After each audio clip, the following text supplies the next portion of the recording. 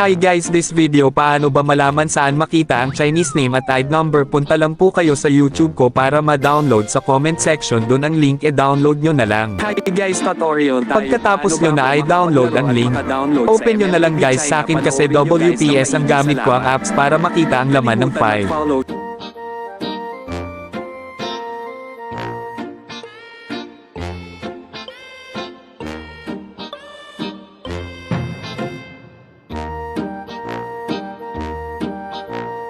Lagyan ko na lang ng arrow guys ang name at ID number para hindi kayo malito. Huwag kalimutan mag-subscribe, comment and share guys. Salamat.